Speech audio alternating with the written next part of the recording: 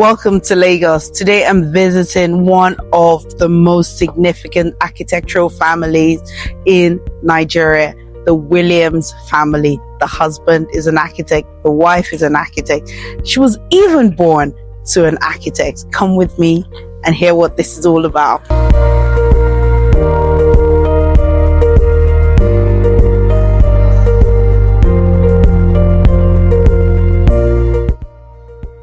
Hello, thank you so much for having me. Thank you. Super happy to be in your very beautiful home. Thank you.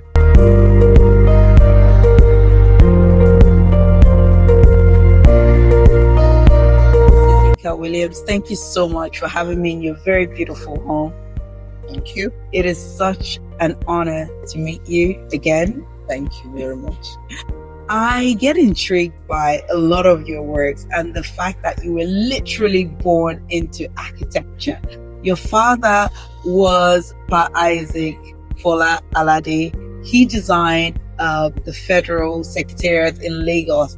I remember my father working there many years ago, and even at that young age, I used to be so intrigued and fascinated with the curves and, how the building was made. How did you handshake architecture from your father? Was it meant to be? Good. I like the expression handshake. If you grew up in a home where you lived with an architect, I think he impacted on everybody in the home.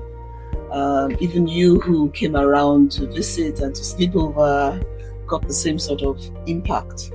And so it was easy to see a profession firsthand. For instance, when my son was going to study, we asked what he would like to study, and he said architecture. And we said, why? He said he knew nothing else. All he knew, because his father is an architect, I'm an architect, all he knew was architecture. So yeah, you're right about the handshake. And it was easy to watch and understand things firsthand before I went to school to be formally trained as an architect. Wow. Where did you actually study to become an architect? At the prestigious, of course, Ahmadu Bello University in Zaria. Ooh la la, wow. That's amazing. Yes. The oldest school of architecture in Nigeria. Is it still one of the top schools for architecture in Nigeria at the moment? I'll rate it a star. Okay, that's a star for Zaria. Amazing. I mentioned earlier that you are also married to an architect. Absolutely. How is life? As in, do you talk about structures all the time? Do you talk about buildings? What is home life like? Really. Home is pleasant once you can understand that life is not all about architecture. All the other couples are not both couple in the same profession, but we find a fine blend, and it's easy. So we take work home, but we don't get into each other's faces with the work. There'll be a few cross paths and exchange of ideas, but life would be boring if it was only about architecture. So we have a life, a robust life, a wholesome life, with sports, with lots of other interests, food, all sorts of things, dogs. We're dog lovers. Well, we're art lovers, yes. We're art lovers, and it helps. Well, it helps to have a blend of both. And he's a different kind of architect from me as well, so I think that really helps. Wow. So for me, in my opinion, I think your family is one of the most significant architectural families in Nigeria, with legacy and works that actually back up that claim. I want you to talk me through some of the amazing buildings that started with your father, yourself, your husband, just so people can get an idea of the level of structures I'm talking about here. All right.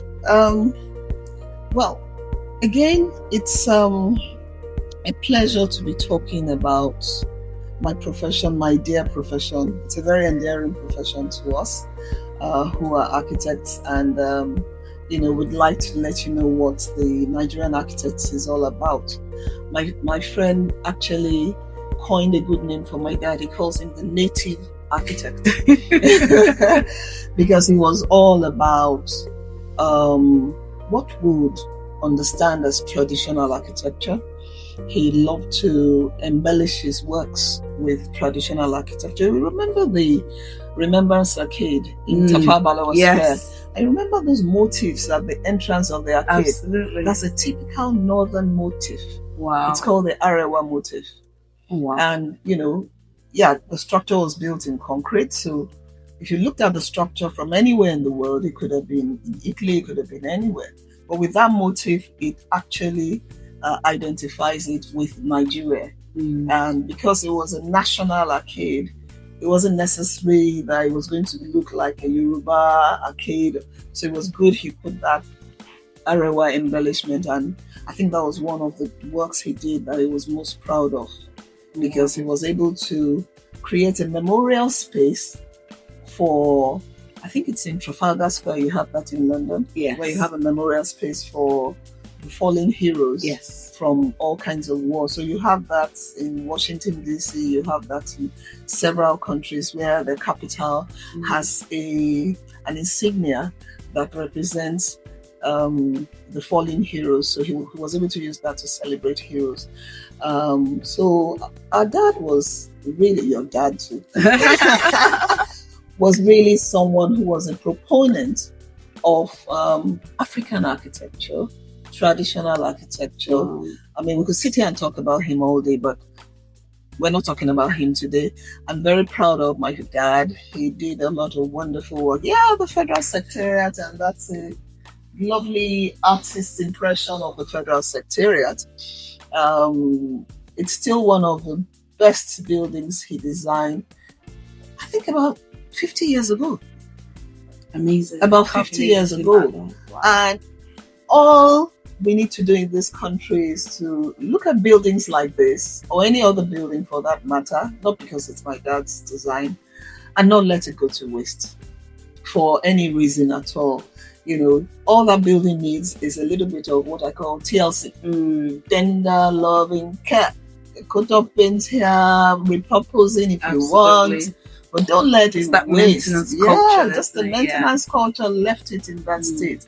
And, I don't want to go into all the politics of it, but, it hurts to see that building is just going to waste. But that's all right.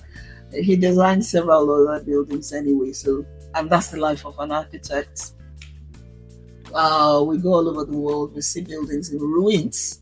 So it's not going to be the first, but, I wish we'd do something about that.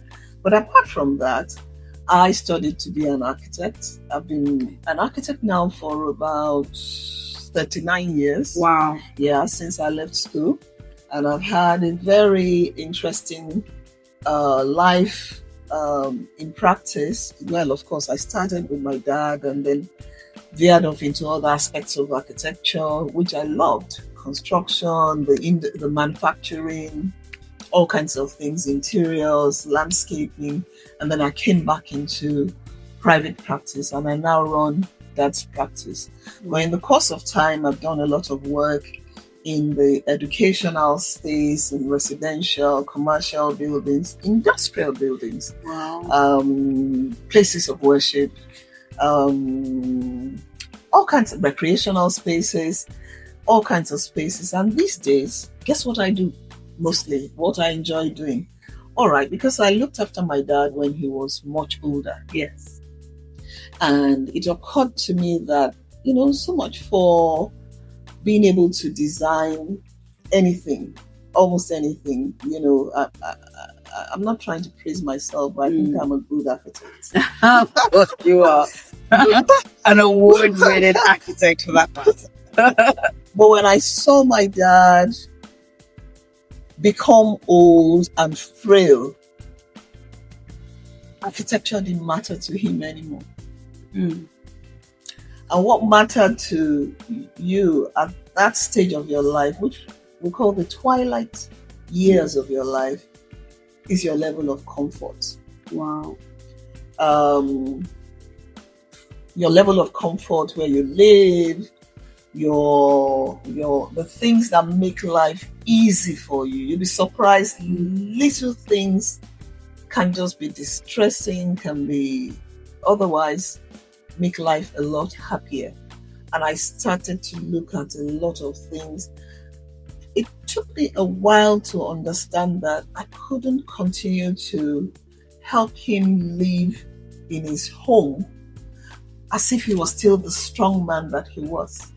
A lot of things had to be changed around. To adjust to his frailty, to his limitations, to his impairments. Wow. And I was watching the news here one day, CNN, and I saw the Dementia School for Design. So Dad had dementia. And I checked it out, and I went out to Scotland. And I did a very brief course there. And after 2 days, they asked us around the class, what did you learn during this course? I said, actually, I've learned how not to design for people with dementia. It was a very humbling experience. And so, not everybody who is old has dementia. So let's get that straight.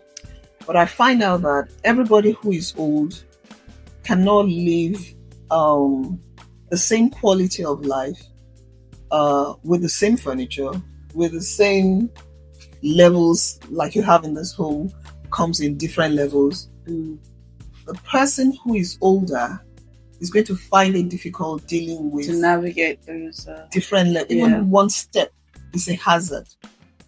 Even the edge of that carpet is a hazard. If I had an elderly person living here now, I won't have that carpet there. So many issues became things that jump at my attention, and I have to deal with it. Oh, this is risky. Oh, this won't help. Oh, that helps. And it helped me to be able to start to appreciate life from a different perspective. So much for your Bujal Arab and all your, 1 million star Michael Jackson kind of homes that you can find. At a certain age, you need a certain kind of quality of life. Yeah, with ambience, yes, we have to also be mindful of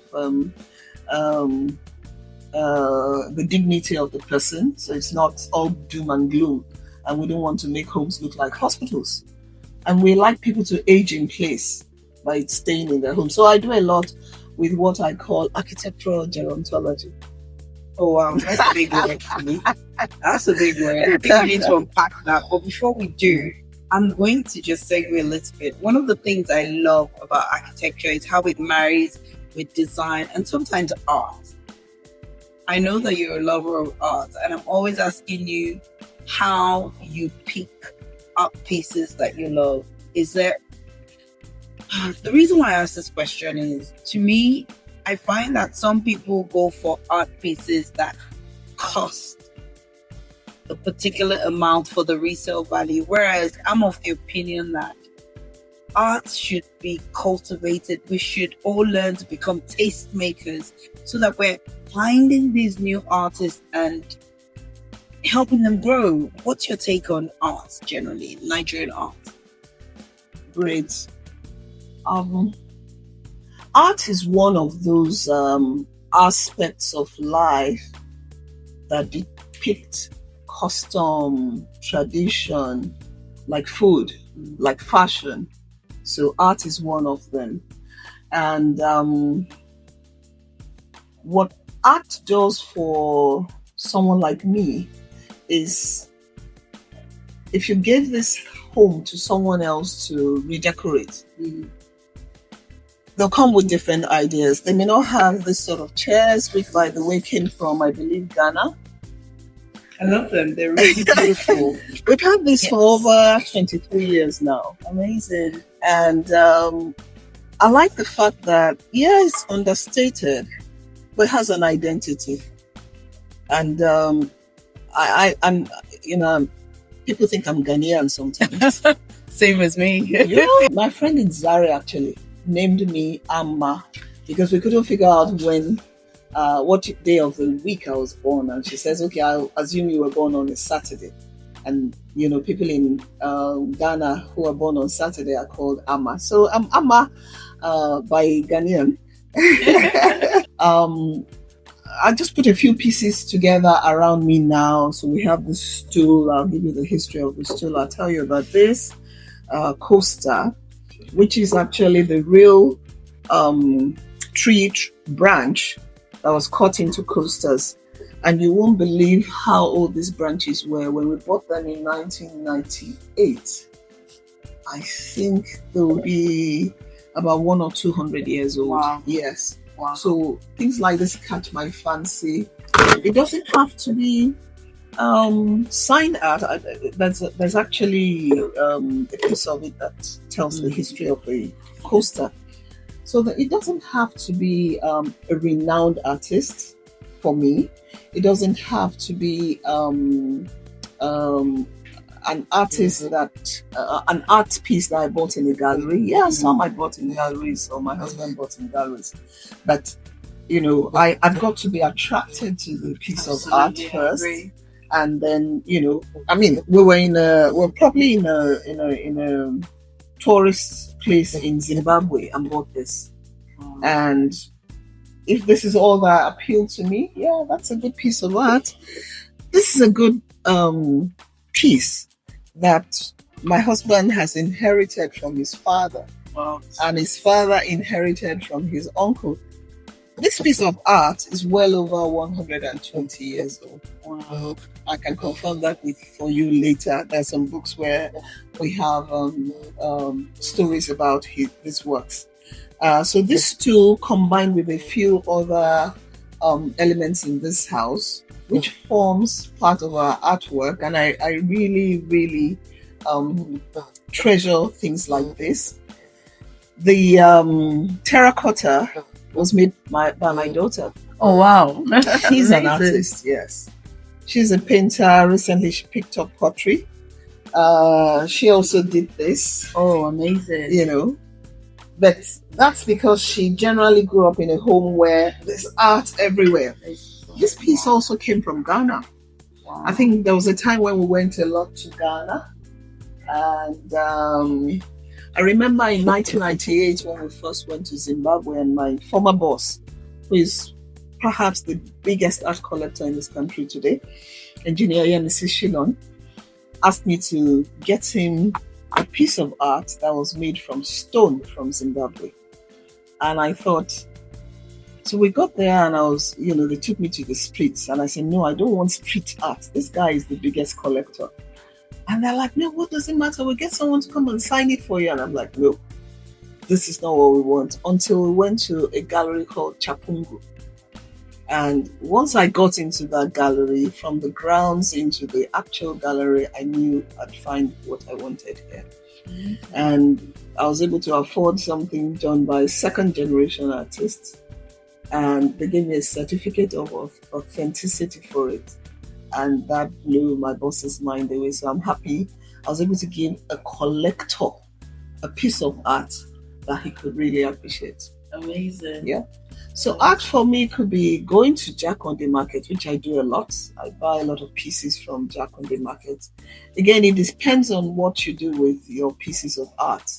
You can come back, put it together with something else from somewhere, and it just comes out differently from how even the creator of the art in Jack on the Market had assumed for it to be. So art, yes, if you're an architect, you would definitely love art. You definitely love art. You'll probably be an artist. I'm not one of those great artists, but I love art and I can work with art a lot. I work with a lot of artists. Otherwise, I think the rest speaks for itself, where all of us in the house are artists one way or the other. My husband was actually an artist when he was in school. Oh, wow. Yes. Wow. You did mention earlier that he was a different kind of architect. What did you mean by that?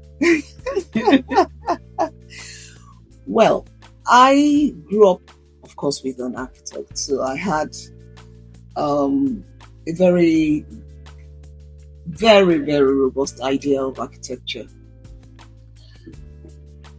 I married an architect who did his first degree in Bath University, and it doesn't matter where in the world you study architecture, you're studying the same architecture.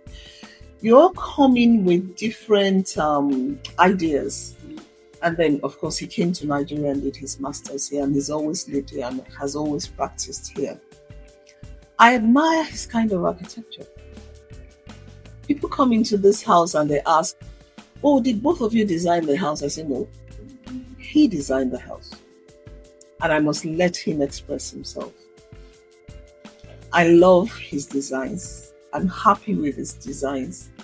He'll go out and buy pieces of art and dump them and say, "Can you find somewhere to put them?" Okay, so I'm the one that has to put it together.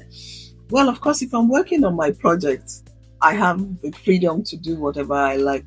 And this is also to allow us to have something that makes sense, because architecture, you're an architect, I'm an architect, we see things from different points of view. So we can spend forever arguing about whether it should be on the left or on the right, or whether it should be up or down, and it doesn't matter to me.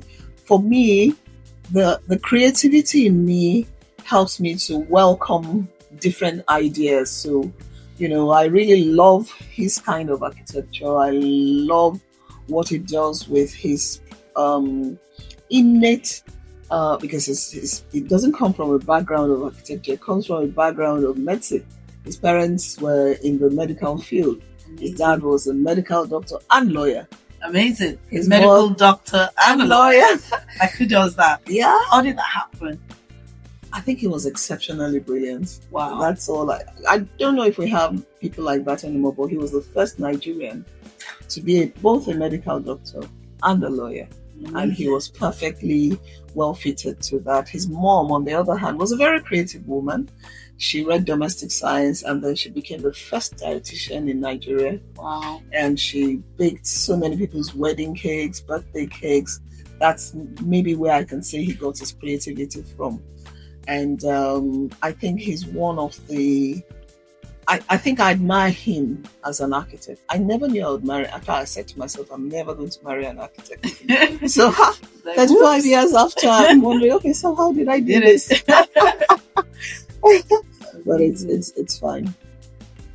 Your name, the Williams, within the architectural space in Nigeria is, for the lack of a better word, revered and respected.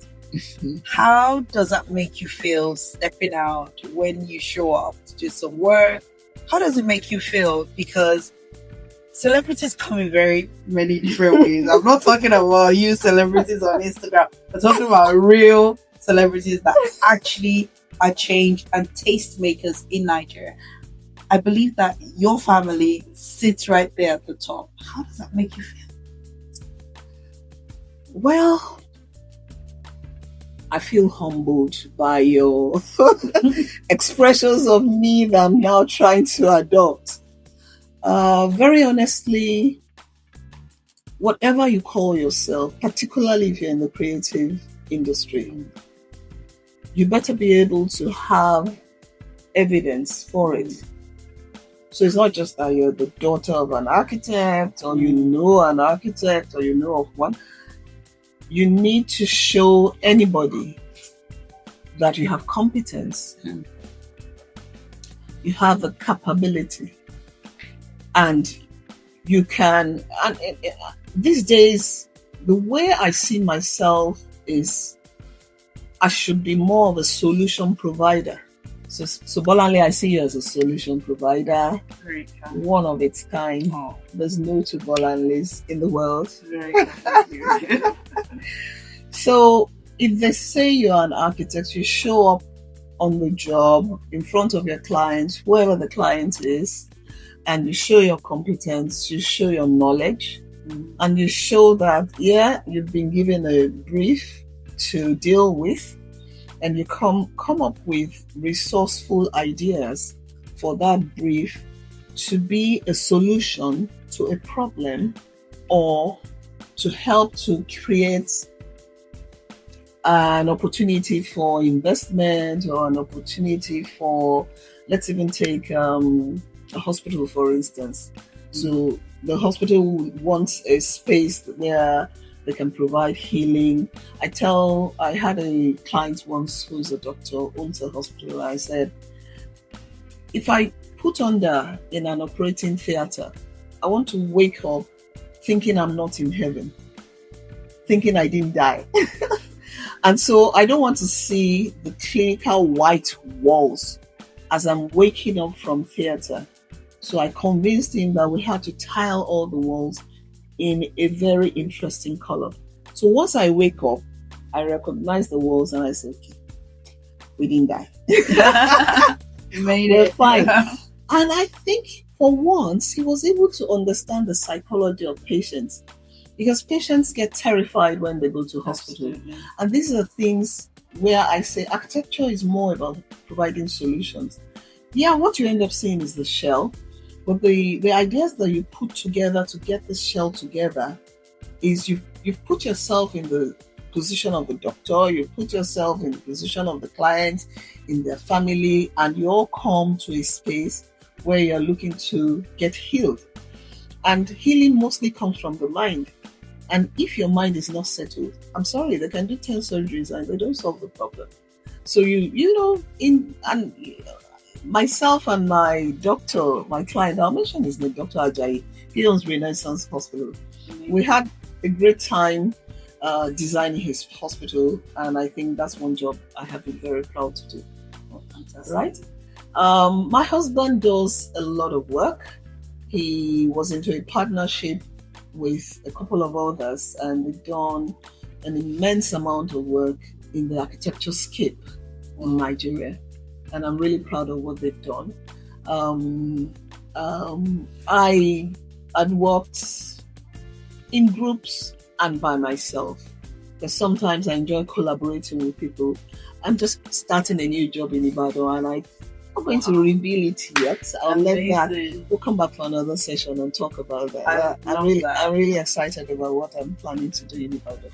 I would love that. Since I got to Nigeria, actually, let's talk a little bit about the building landscape in Lagos. Yeah. So I drove past the coastal region, Eco-Atlantic, and I've recently come back from Dubai and Shanghai with all these beautiful buildings.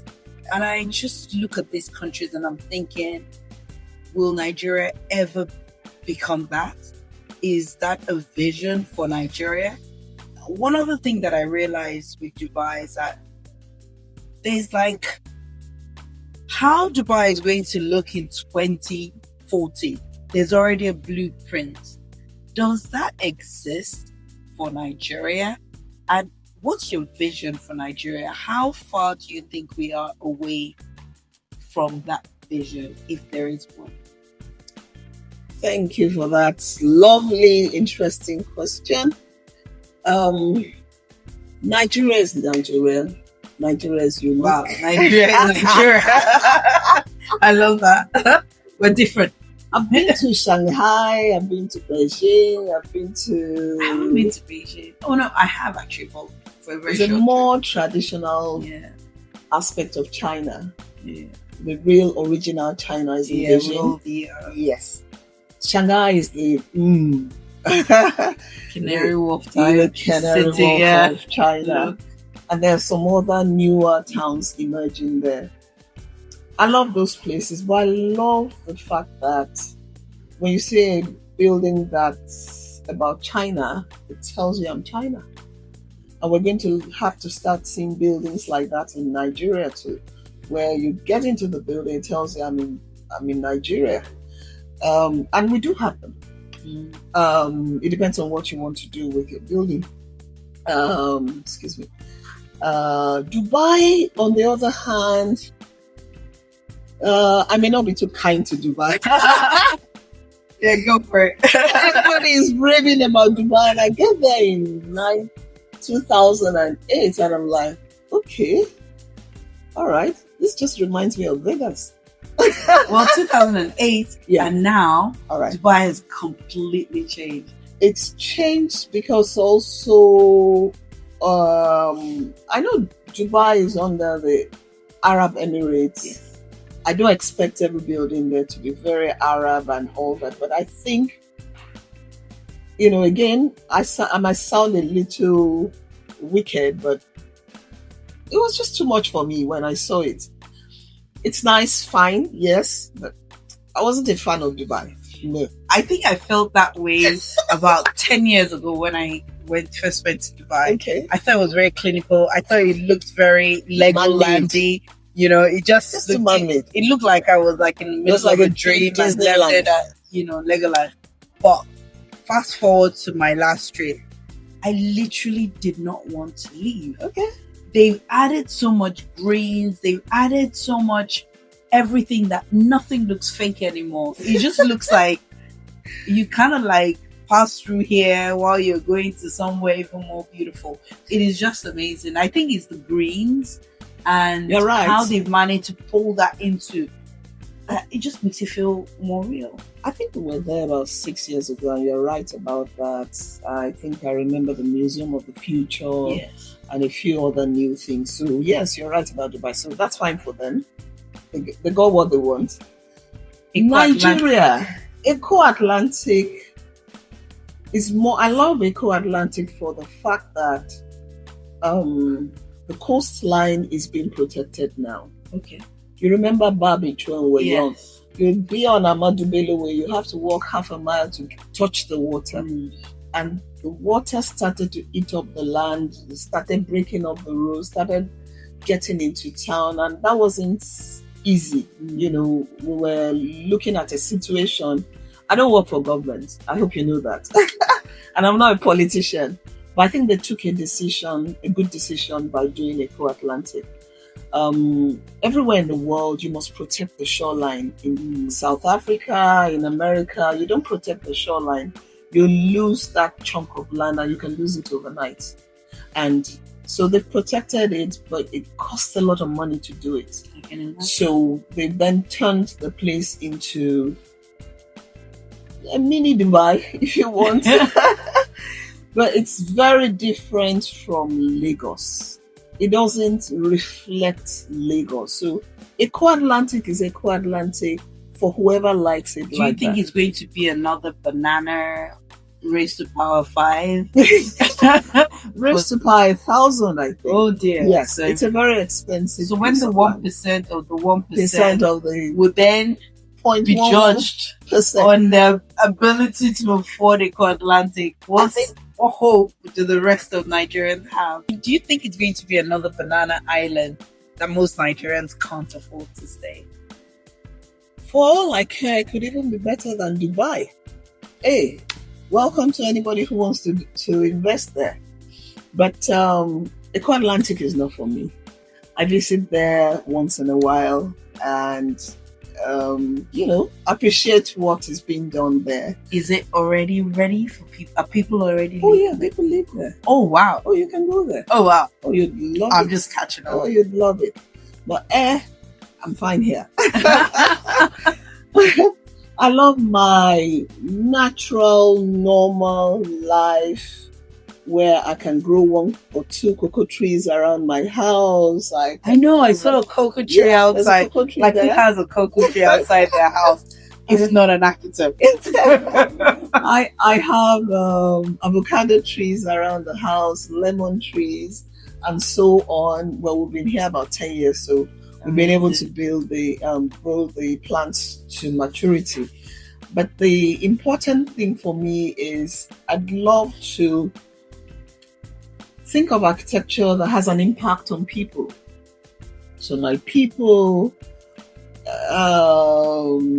not the 1% of the 1% of the 1% in Eco-Atlantic. I want to have ideas of architecture on making things better. I think Nigeria is one of the countries I'm really proud of.